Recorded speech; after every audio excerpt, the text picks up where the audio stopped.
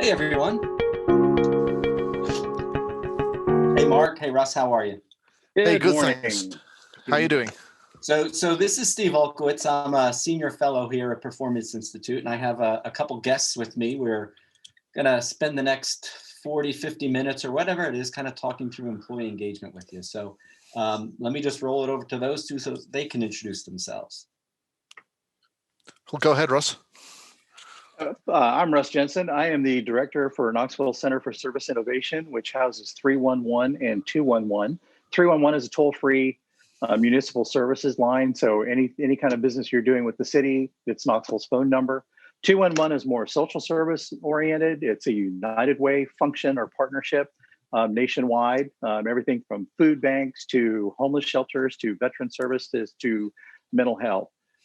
Came on with the city in 2004 to build 311 for then Mayor Haslam before he became governor.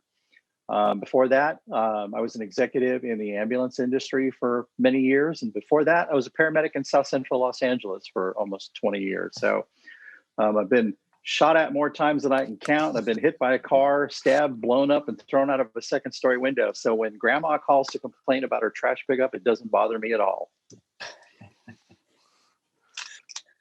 See, I've got to follow that now. Well, obviously, I've got an accent. I'm from the UK originally. I came over in 2002, actually on the first plane after 9/11. So there you go. Whoa. So my name is Mark Leech. I'm Deputy Director for Department of Technology and Innovation for the City of Albuquerque. I've been doing this job for about a year now. And before then, I worked over with the Albuquerque Police Department 4 years, helping them through a technology modernization and kind of like stabilization plan. So right now, my portfolio does cover 311, but it also covers a lot of data, a lot of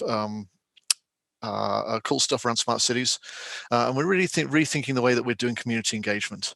So we have around about 40 people in the group that I work with, and a great bunch of people. We're very lucky to have them. Great. So as I said earlier, I'm Steve Olkewics. I'm a senior fellow here at Performance Institute, and I've been with Performance Institute since about 2014, affiliated as a fellow, and have done work with them for a number of years. Prior to that, in presenting at conferences and the like.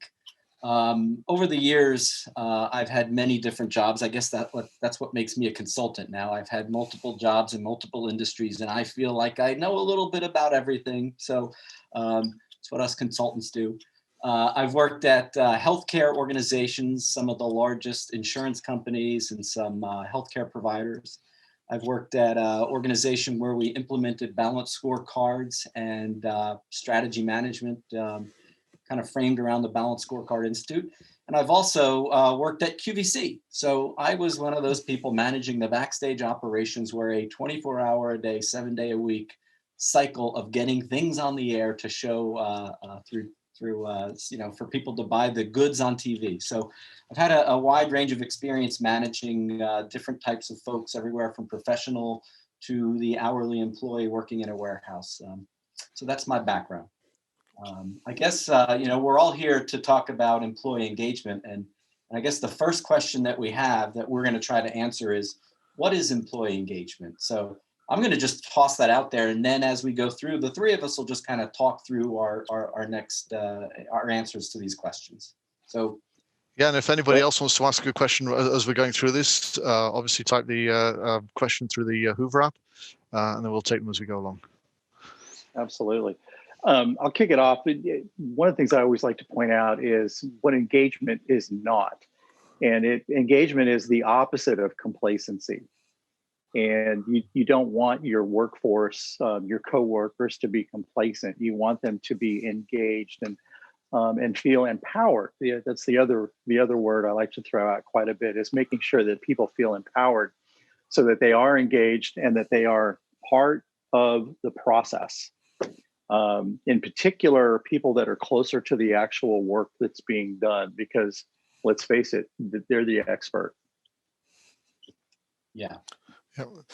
And Russ, I really like that idea of the empowerment. For me, that's really critical here. It's kind of like, you're not trying to do things for your employees. You're trying to get them in a situation where they can do things on their own, but within the scope of the role that you've given them. And it's kind of like, for us, certainly within the City of Albuquerque, empowerment has been a really key phrase, because I think really ultimately as a leader, you have so many things that you need to do on a day-to-day basis. If you don't go through that sense of give that empowerment out, you're on a bad course. You're not going to make it through the day. Well, when you're working in government, be it at a local municipality, county, statewide, federal, one of the things you're constantly dealing with is all the different silos that are involved, department by department, organization by organization. So working to break down some of that and have that commingling of ideas so that one department can work with another more efficiency. The other thing you deal with historically is that, maybe you're part of a new administration coming in, and historically employees weren't asked to be engaged. Mm-hmm. And so now it's like, well, why do you care about our opinion now? So you've got a credibility issue right up front that you have to really start working on. I think the other thing, building on from that, it's almost like your employees, if you've got the right employees in place from the get-go, they can do things better than you. I've got a whole team of people who know networking way better than I ever could. And if I try and explain to them exactly, verbatim how I want this particular problem solved, I'm not doing my job as leader. I've really got to turn it over to them and step back. And they'll come up with something way better than I could have imagined. And really that's my role, kind of like putting them in the situation, making sure they're geared for success, and then stepping back. Yeah. Well, you're absolutely right, Mark, that they're better, because the most critiqued call taker in the 311, 211 call center is me, because the employees will rip some of my stuff apart because I don't do it nearly as often as they do. I jump in when it's really busy and they need help, or every now and then just to keep my fingers in. But they're the ones that are doing it day in, day out, and they're the experts. Yeah. I think one of the things you both talked about, though, to me, was really getting people to feel motivated on how they contribute to the organization, right? And as you pointed out, they're the ones that do the job every day. They're the ones that know how to do it. So really, we've got to get them involved and make them feel like they're a big part of the organization. Well, and I use the empowerment word, but we also make sure that they understand that they have value, and that we as leaders understand that value. Because that's another thing that you're dealing with is, maybe you're coming in again as a new administration. I've been there, done that. And maybe they weren't valued by whoever was there before. And so you have to build that trust, and you have to build that relationship. Yeah. It really shouldn't be so difficult, but I think you're touching on some of those difficulties right there, right? We've got this entrenched way we used to do things, and it shouldn't be so difficult, yet it really is.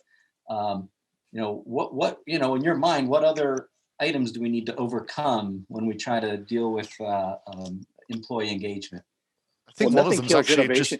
Go ahead, Russ. Yeah, go ahead, Russ. There's so much we can talk about here. Go ahead, Russ. Right. I was going to say, nothing kills innovation more than the phrase, "That's because we've always done it that way." Yeah. Which drives me absolutely crazy. And I had a senior director when I first hired on here at the city, and they used that phrase over and over and over again. And I finally turned around in a meeting and told them, but that's why I was hired. And they never used that phrase with me again. And eventually they became quite the advocate, but we really had to get over that hump at first. Yeah, and I think what I'd like to add is something that is a word that you don't really hear much in traditional city government, and that's the idea about dreaming. It's not just sufficient to say, look, what is a requirement? What do you need? What we do when we go into a situation, especially around kind of like process improvement, all that kind of thing, what we say is, what's your dream here? Because then the dream informs the vision, and then the vision then informs the expectations, and then that then brings out the requirements. It's kind of like, ultimately, it's a more flexible way of doing it. But getting employees to dream and kind of like, if we could do anything in city government, what would you like to do? And you get people who kind of like go, "What are you asking me?" And then about kind of like 30 seconds later, the light bulb goes on. It's like, wow, we could do this. Yes, you could. Go ahead and go do it. Well, and the key thing to that, Mark, I'm so glad you brought that up, is you got to let them throw stuff at the wall to see what sticks. And no idea is a bad one. They have to have that safe space where ideas can come out. And you get some real gems when you do that. They come up with stuff that you probably wouldn't have thought of. But you also, along those lines, it sounds to me like we need to let people fail, right? And we're not always willing to do that. We don't want to look bad. We don't want our employees to look bad. So we really need to let people recognize, failure sometimes helps us lead the way to the next success, right? Well, I think you're right. There's Go that ahead. risk aversion. Yeah. In particular with a municipality, there's a risk aversion. And sometimes that goes all the way up to the mayor or the city administrator or what have you, because nobody wants to have that big failure. But municipalities, cities, counties, and even states have really started to turn the corner on that and be less risk averse and more amenable to innovation. And you're starting to see it really skyrocket. My favorite story about kind of like risk aversion was I found out, this was a couple of years ago, I found out about this program that a certain department within the city was running. And it was a really cool program. It was getting kids in and all that kind of stuff. It had really enormous potential to do good in the community. But didn't seem to have many people attending it. And I sort of said, hey, we really ought to advertise this and kind of get a bit of publicity for you on the website. And the look in this guy, it was fearful, absolutely fearful. No, please don't do that. Please don't do it. Why not? Because people might turn up and then we might not have enough places in them. And then it'll get in the news. And I'm going, well, you over exceeded your capacity. What a great story. But instead, he was seeing it as a kind of like a fearful situation. And for me, that really summed up, we've got to get out of that mindset. And like you guys say, it's more into the kind of like, experiment responsibly, but go ahead and experiment.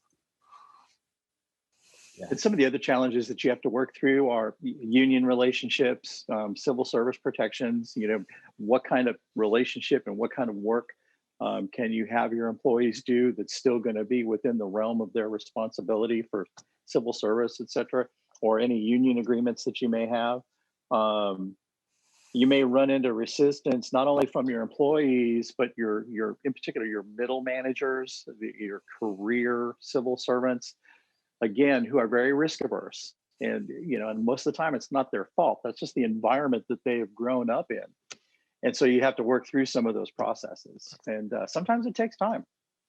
Yeah, no, absolutely, it does. I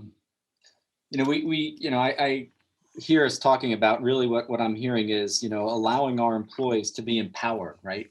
Empowering our employees to do things, to kind of be autonomous and take control of what they do and how they operate. And to your point earlier, sometimes middle management is the one that feels most threatened by that. So we've got to come up with ways to kind of ease through the pain, the growing pains, right? Well, and and having been there, I understand it, but middle management, sometimes I feel that they feel like they're the least empowered. Yeah. Because there are certain employee protections under civil service or union agreements. And then your people in your senior director levels, they have a different level. So it's the middle managers who are responsible for performance measures and metrics and things like that. I think are the ones that are generally the most fearful of somebody that wants to come in and turn everything upside down. No, I think you're right. I think also certainly what I've seen in the past is you also have the media out there. There's this fear that you're going to get into the 10 o'clock news for the wrong reason. And, half the time that's not there. And if you've got good leadership, that we can insulate from that situation. Yeah, accountability is scary sometimes for people, right? And totally. I think that's something that is really, within our,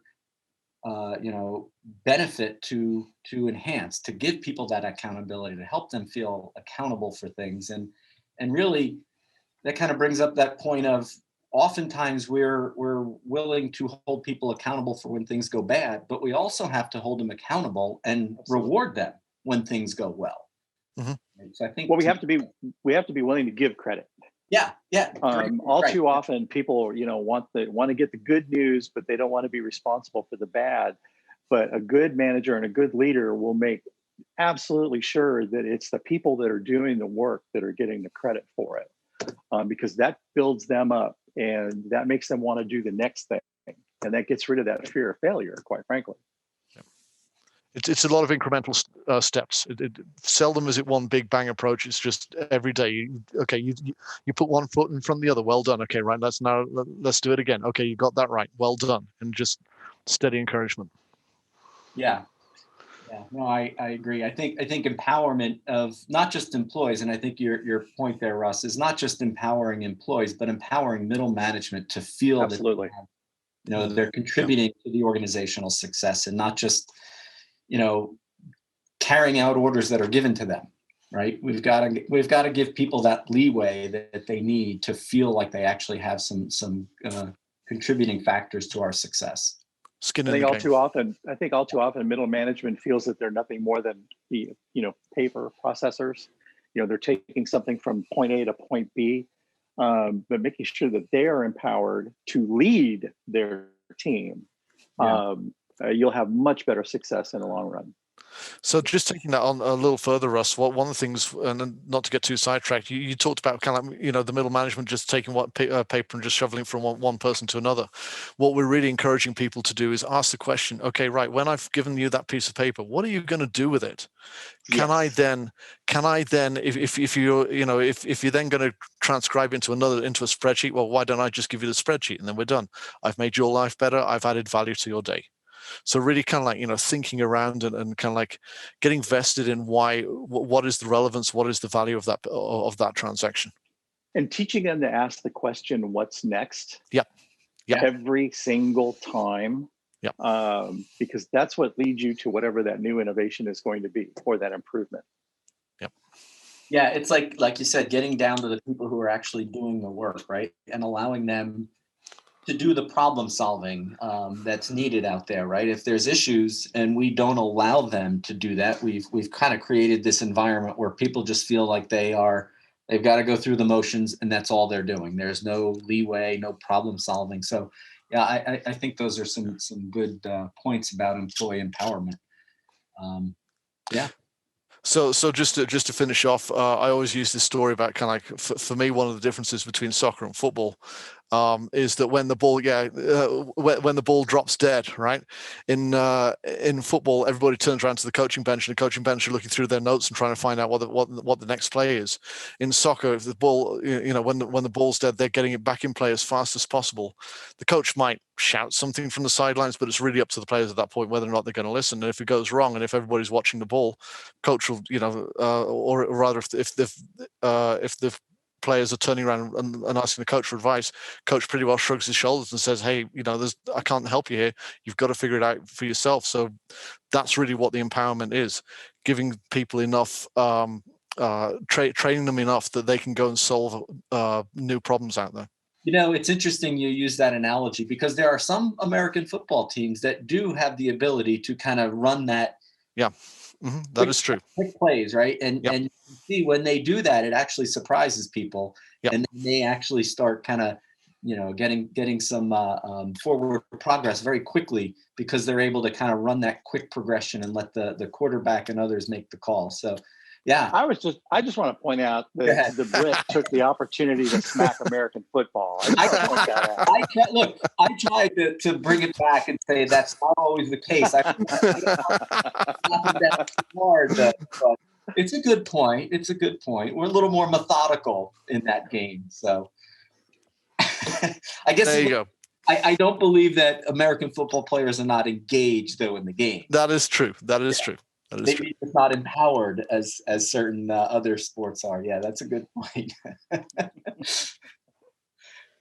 I'm gonna throw something out at you, Russ. You had mentioned in our earlier conversations, I think it was you said 3 C's, and I'd love if you could kind of bring that up. I think that was such a good way to think about engagement, those 3 C's. Sure. When I talk around the country about project management and working with teams and process improvement, I always talk about the 3 C's: communication, collaboration, and cooperation. You need to be a good communicator. You need to be a solid communicator, and you need to be a willing communicator. I think that's the key. And you need to communicate early and often. You need to express, here is what the goal is. Here's where we're trying to get to. And here are the steps we're going to take to get to it. And we're going to have a feedback loop. We're going to constantly be talking to each other about how we're doing. You have to be willing to collaborate. You have to be willing to let go a little bit and let other people into the process and be willing to listen. You have to be you got to be a great communicator, but part of that is also being a really, really good listener. And then to be willing to cooperate. So you may have a difference of opinion with part of your team, but you've got to be willing to put that aside and keep in mind the overall goal and say, okay, can we get to where we're going this way, and make sure that you're including other people in that process. That cooperation piece is big. Yeah. And then in general, I'll throw in a fourth one there every now and then, depending on the situation, and that's consistency. So yes, you got to be a good communicator, but your communication needs to be consistent. You need to be a good collaborator, but you need to be consistent about the fact that we're always going toward the goal, the process. And then same thing with cooperation. If you're going to cooperate, you need to commit to it and do it every single time, so that people, your team, another team that may be working on the same issue with your team, everybody knows what to expect. Because again, you're creating a comfort level that will help people remain engaged. Yeah. Yeah. And one of the things that really makes me think about is that communications. And to me, it's even right from the start, right? Communicating the goals. And I think part of what an organization needs to do is, we touched on it earlier, what does employee engagement actually mean? So an organization can't just say we are going to have an engaged employee. They need to say, what does it mean for us to have engaged employees, and what are we looking for? And then kind of take those steps to get there, right? We can't just go out and look at employee surveys and say, my gosh, we got to get more engaged and do things. We need to know what that means for our One of the things we're most proud of here in Knoxville is the ambassador program that we created several years ago. And what we did is we brought in a cross section of employees. So everything from public safety, police and fire, to codes enforcement, to the tax office, revenue, building inspections, you name it.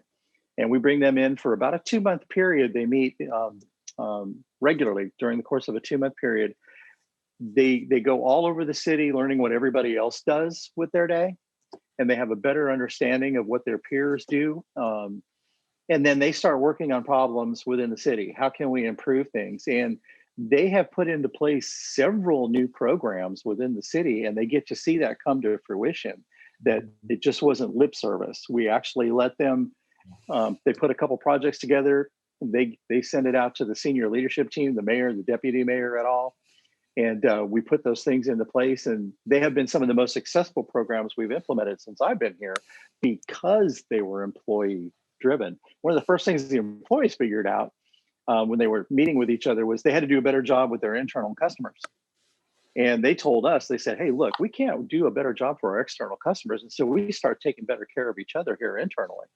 And so they created a couple programs that help people. They have a kudos program where people can send compliments from one department to another on people that they've interacted with. And it's been hugely successful. And if you look at the promotions when they're listed on a regular basis through civil service, almost everybody that's getting promoted is somebody that went through that ambassador program at one time or another. So it's been an incredibly successful program. So Russ, we've centered around engagement. Yeah. So we've taken a slightly different line that maybe it's just kind of like working more on the micro instead of the macro. What we do certainly within our groups now is we'll hold kind of a bi-week or twice weekly team meeting. It's effectively a stand-up meeting, and it lasts 15 minutes. I'll be there. I'll have it'll either be me or my boss, and we're there for 15 minutes. Everybody has the floor for 2 minutes. You can tell me what you did on Saturday night. You can tell me what you know, whether or not you're a soccer or football fan, or you can tell me what you did. And that's one of our key accountability rules. But on the other hand, I'm there as well. I'm present. I'm engaged. They can ask me any question they like. How are we doing with that position? Is it true about the rumors about budget? And anything it is, it's ask me, I'll tell you. And again, it's that honesty key again. I'll try and be as honest as I can in that situation. But the idea is then we've got that kind of like that continual cycling through on a weekly basis, that they can see me, I'm involved, and I'm active at that point. Not only do I love it, but I love it that you keep it brief. Yeah, totally. 15 minutes. Now, Russ, your 3 C's. Your 3 C's to me have increased to 5, right? I got your original 3, then you threw in consistency, but then I hear credibility. So it sounds to me like we've got 5 C's, perhaps, right? The credibility of management to As far as I'm concerned, you can't have enough C's. Yeah. So I think part of what we just talked about to me was that credibility, right? We've got to, we're going to have these daily meetings. We're going to have to follow up. We're going to have to do what we say we're going to do. And as managers and as leaders, we really need to make sure we don't say things that we can't, Yes. right? Mm-hmm. Right? That is incredibly important, that you be very careful what you commit to, because once you commit to it, you got to do it. Yeah. And so don't just give in. This is what people are afraid of, that you're going to give them lip service, tell them what they want to hear. But then when push comes to shove, you're going to go over here. The running joke around here is it's impossible to get Russ to commit to something, but once he commits to it, it gets done. So everybody knows they kind of got to chase me down and nail me down to get to agree with it, because I'm really, really careful about, what I commit to, because once I commit to it, I got to do it. Yep. Yeah. Yeah. And I think that's a really good thing as well, because it gets the employees to kind of like think through. Don't just come in with the problem, come with the solution, because it's like, I guess you're like me. You're not going to commit to something unless there's a well-reasoned argument as to why you're going to do it. Yeah. Yeah. I'm going to, there's a question. I don't know if you guys saw it. There's a question on the board here. So there's one about silos. Yeah, there was one about silos during the pandemic, and I thought that was pretty interesting. How do you deal with silos, especially during the pandemic? But I think in many ways, how do we deal with employee engagement just during this pandemic, right? You look at me, I'm here in the third floor of my house. I'm one of those that have complete work from home. I haven't been to an office in months, and I don't ever want to go back. But how do we deal with just this whole silos, especially now with the pandemic? How are you guys handling that? Well, I'm not going to lie. It's been a challenge, but fortunately, most of us have mastered Zoom. Some of us are absolutely sick of it, but it has helped us stay connected. And I will say this, our current mayor was elected in December. So she's had probably the wildest first 8 months of any mayor of this city ever. But her deputies in particular have really helped people stay engaged. And we have regular weekly sessions where everybody's just kind of touching base visually as well as through email. And then with our team is a little bit different, because we did not move to the work at home environment, because we're here in the city county building, which is affectionately known as the Death Star here, but everybody else was out of the building. So this was like the safest, best, most, ideal place to have a group of people on a regular basis in the call center. We've got the equipment if we absolutely needed to leave the building, but for us, it worked better to stay here. So at least with our team, we've been able to stay very connected. It's that connection with all the other teams that has been a challenge. But again, everybody has kind of worked through it. There's not a day goes by I don't have 2 or 3 Zooms or conference calls or WebExes or what have you. So we've really had to adapt technology-wise, and with that, I'll kick it over to Mark, our IT guy. So we're a lot more used to working, obviously, and do more of the remote working. But one thing we have found is that we're in month 7 of this thing, and we've been having a little bit of burnout in terms of those meetings are getting a little bit stale, because I have to go down the list alphabetically just to make sure I cover anybody in case somebody hops off or does something else. So what we've done is we've tried to freshen them up a bit, make them fun. Really, if your employees aren't having fun, that you're on a road to nowhere. So we'll do things like we had a come dressed as your favorite. It was in the post-apocalypse. What is your career choice going to be? So you could either dress up or you could tell us, or whatever it was. We had this guy who came with this whole respirator gas mask thing that was bright pink. He got flashing eyes, and the hair was all over the place. And I think he was going to be opening a bar or something like that. But it was just kind of like, again, just having fun, and you still got your 2 minutes. That's all you got, but you've got to tell me what, so it was just a way of just livening it up a bit. And we've had some really good feedback around that. Yeah, we try to do the same thing. We try to liven it up every now and then. I'll have a guest appearance by, say, Baby Yoda or somebody. You never know who's going to pop up on my screen. Just anything to kind of keep it lively. And again, I mentioned earlier, I have the attention span of a fruit fly, so I try to be empathetic toward our employees. And there are people, and we've got to coach them up. There are folks that when you have a Zoom or a WebEx or something, they feel like they have to eat up time. That while I'm on the list, I'm supposed to talk. And we've got one at our emergency operations center. I love her to death, but she'll use 1,000 words when 10 will do. And coaching up those folks to let them know, hey, you don't have to chew up 5 minutes. If you got nothing, just say you got nothing and move on. But at least having that opportunity to touch base, I think, is very important. I think, one of the things that I would encourage is, and this is more up to how people implement it, is though, if you think about what happens at the end of a week at work, right? If everyone's in the office, Friday afternoon, as people are leaving, they may say, "Hey, we'll see ya. What are you doing?" This quick little connect, someone pops in to say hi. Perhaps there's a way you have just a time where people can come in and out of a Zoom meeting, and it's not work related per se. It's just to close out the week, right? Yep.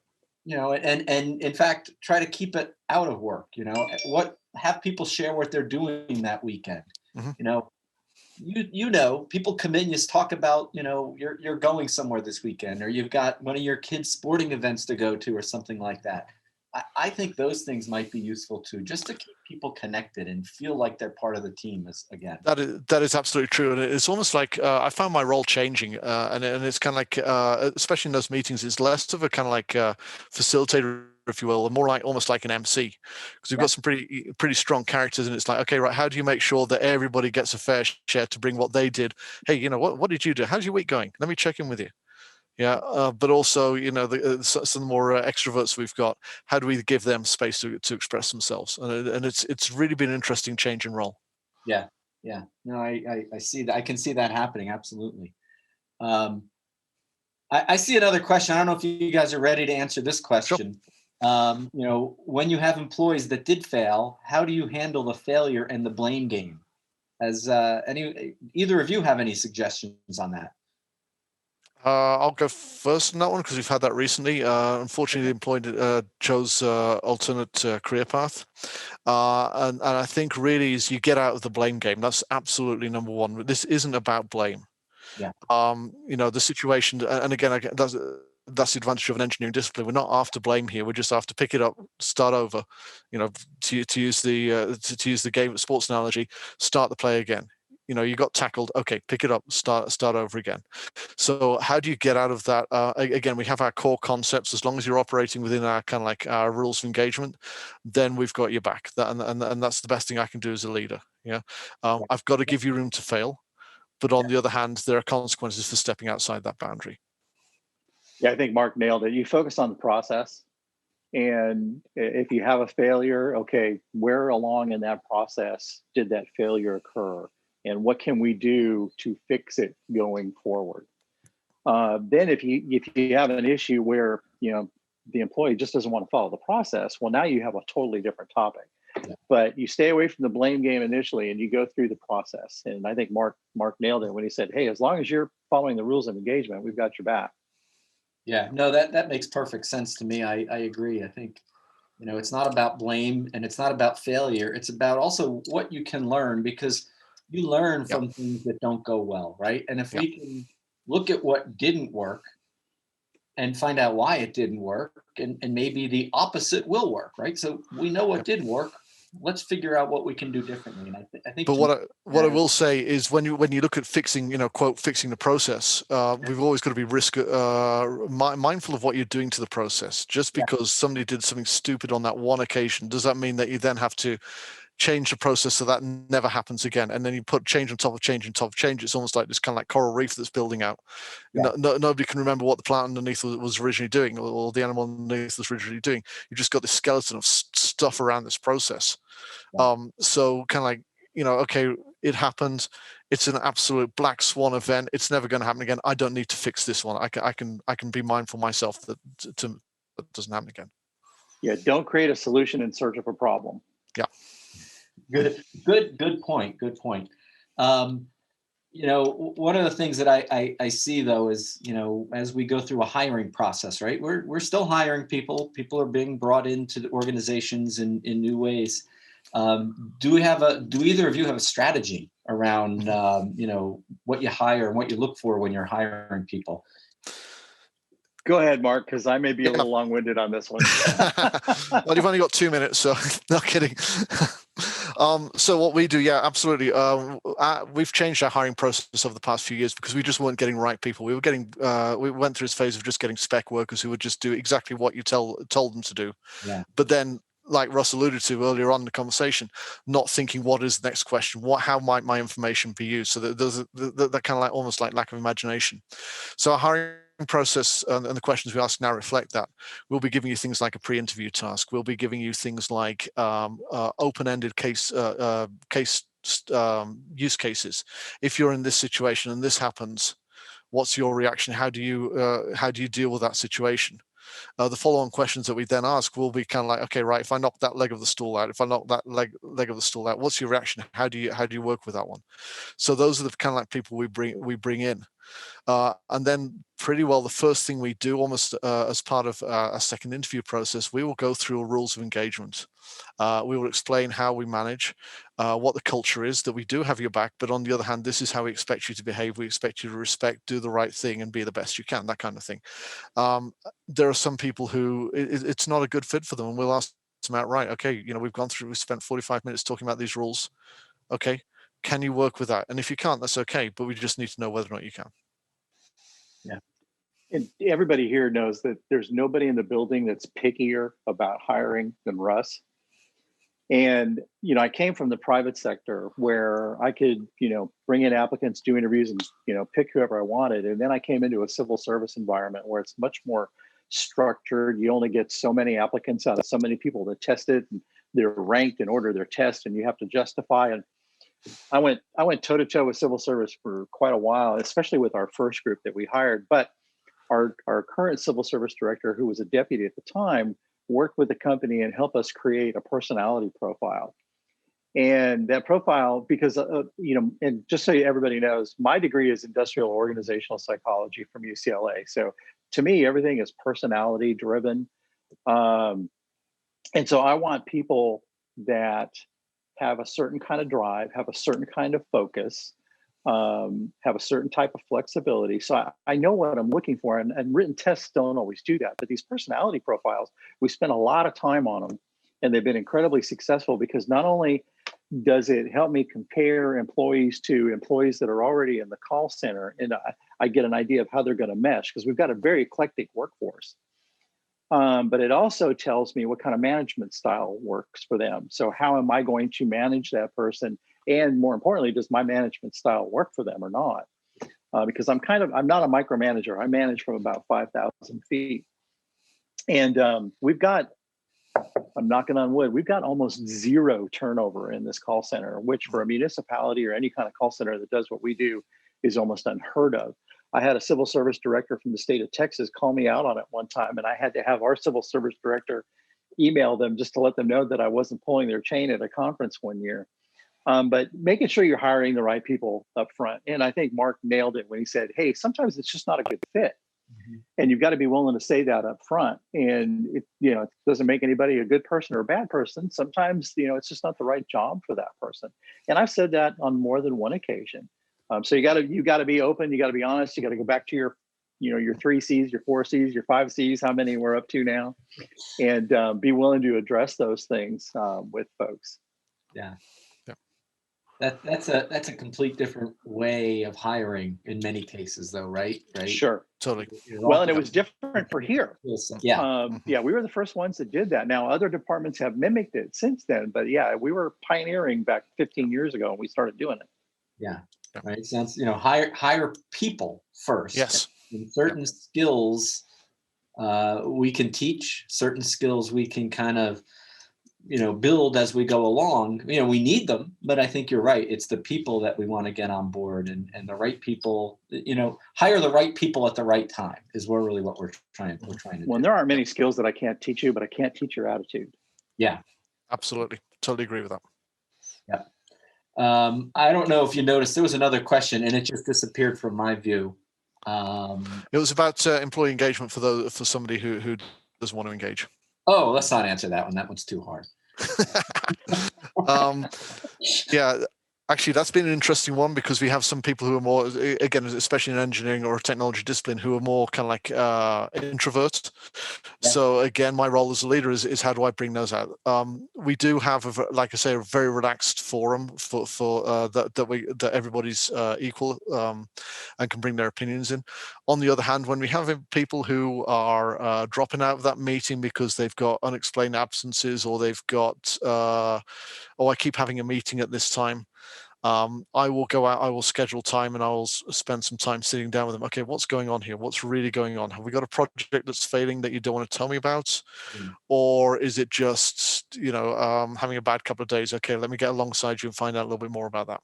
Yeah, I think part of it to me is really trying to determine what engagement means, right? And engagement is not necessarily interacting with someone in a certain way. Yeah. To me, employee engagement is having a workforce that we're getting the most out of, those that are, contributing and see where their contributions make an effort, and they feel that commitment to give their best every day. And they're being proactive and not reactive. Yeah. Yeah. And I think that to me is, we need to define what engagement is and what we're looking for from our employees. And in some ways it's a matter of how do you actually measure that? And I think figuring out how you measure it, how you report on it, and how you manage your organization towards that can help kind of bring some of that out. And I think also it's recognizing the diversity that you're not going to get, you talk about an employee as a single item. It's not what it is at all. You've got a whole bunch of people with different backgrounds, different demographics, different ages, different, and we ought to be celebrating that. But then when we lead and when we manage, it's a different way of thinking about, how we do that, because you're not managing for one particular person, you're managing for a whole range of people. So then as a leader, you've also got to make sure that everybody's included, that, well, okay, right, if I do this kind of activity, am I being disrespectful of that person's background? And having that kind of like inner monologue going on while you're thinking and planning your activities. Well, and you're always going to have people, and they're generally a minority, but you're always going to have some folks that are just like, I don't want to hear about your new age, newfangled stuff. I know my job, just leave me alone. And it becomes kind of the water rock analogy. You just have to keep at it, because sooner or later, they're going to wind up getting on board, or they're going to wind up going somewhere else, because they're not going to be able to keep up with the process and the expectations that you're now creating in your organization as a whole. And again, not saying that's a bad thing. If it's not a good fit, it's not a good fit. But you have to keep. And again, that's where that persistency and that consistency comes in. And the only way I can describe it is that whole water rock analogy. Eventually, you wear them down, but you're always going to have some of those challenges. So I don't know about you, Russ. What we do is we have this idea that kind of like, I'd like you to carry on working for me very much. If you don't want to work for me, I'd like you to stay within the city. If you don't want to stay in the city, I'd like to help prepare you for your next career move. But whatever it is, whatever your goal is, my mission is to make sure that you're ready for your next career step. Now, for some people, like you say, the rocks, if you will, they tend to self-select out. So my role at that point is then to make sure that they are self-selecting out to the best of their ability so they can be successful elsewhere. Absolutely. Yeah, in some ways, we need to define what the culture of our organization what we want that to look like, and then manage towards that, right? And that's again, setting a goal for ourselves and working towards it, recognizing that's not going to happen overnight, right? And part of it is recognizing that one of the challenges, in particular in government, be it municipal, state, federal, is the transient nature of leadership sometimes. I was told flat out when I came that I was a temp, that I came in with Mayor Haslam and that I would leave when he left. And then when he went on to be governor and I stayed, I think that person was very surprised. But there are folks that they see that with a change of administration, it's just like, well, we just need to tolerate this for a few years and it'll move on. And so creating that culture and getting it ingrained and getting people involved, and again, staying consistent with it, is always going to be a challenge. We like to say, certainly in Albuquerque circles, it's like having a hostile takeover every 4 years. Yeah, and to me, that's part of why we need to define what the values of our organization are, right? And take them seriously. If our values of our organization are a committed workforce to providing the best services possible. Whatever we're trying to define, we need to hold everybody accountable for that. As managers, it's up to us to manage people in that fashion, right? And the better job you do of institutionalizing those programs or those processes, the more successful you're going to be in the long run. And then they're going to live beyond you. So that ambassador program that I spoke of, it is now on its 4th mayor. So the fact that we were able to get that institutionalized, ingrained into the organization to where the next mayor picked it up where the last one left off, Republican, Democrat, however, that's why that's one of the things we're the most proud of, because it's survived through 4 administrations now. Yeah, no, that's a real good point. It's not just words on a paper. The values and the culture of the organization are important to help us drive that. And I think, to me, getting a workforce that believes that really is up to us as managers, right? We've got to be credible. We've got to do what we say we're going to do and not promise things that we can't do. Right? We've got to communicate. We've got those other couple C's you mentioned. Well, you've got to realize that the camera is always on you, so to speak. It is. Right now, it is on us. Yes. Yeah, you've got to lead by example. You have no choice. Yeah. Those are good points. So I think this was a great conversation. I enjoyed this. I could probably continue this on, but I know we're coming up to an end here. I don't know about your attendees, but I had a good time. I didn't know who's there. I saw a few questions. It was great. But I did enjoy this. I don't know if there's anything that either one of you want to say before we close out. Yeah, real quick. For me, I didn't expect to get into a leadership role like this. And for me, it's been the best trip ever. I mean, it's kind of like it comes with its hardship. It comes with its problems. But it's easy to say, well, yeah, the glass is half empty. On the other hand, you can flip the whole paradigm. You say, this is an opportunity. The glass is full. This is a great time to be around. And it's like then feeds the way you approach leadership issues with your groups. For me, this is the best job I've ever had. I absolutely love it. And I told then Mayor Haslam, it's kind of funny because I used the story about the guy that called me a temp. Well, in all honesty, I told the mayor when I hired on that I'd give him 2 years, that I would build it, implement it, and then probably move on to the next thing. Because at the time, that was kind of, again, I have a really short attention span. 16 years later, I'm still here because I absolutely love it. I love the people I work with. I love our administration. Our city has changed so drastically over the last 15 years. I moved here from Los Angeles. I grew up in LA. East Tennessee is now home. I will never leave. My parting comments to people are, have faith, be consistent, and eventually you will win out. But do not have any fear of engaging your employees. Do not have fear of empowering them, because quite frankly, they're going to surprise you in a good way. Yeah, I agree. And I think, to me, people want to do good for the most part, right? Yep. You're always going to have some, but to me, for the most part, people want to do good. And if we allow people to do good work, to show what they can do, and if we as managers and leaders show our credibility in doing what we say and carrying forward what we say we're going to do, I think that goes a long way towards building an engaged workforce. So those are my words. I think we kind of hit some good points here. So I just want to thank you guys for allowing me to share some time with you. I appreciated it. It was great. It's great to get to know you over the last couple of days. No, thanks for including me. This has been really good fun. I've met 2 guys who really had some fun putting this together. Yeah. Thank you. I can't wait to go to Albuquerque now. Absolutely.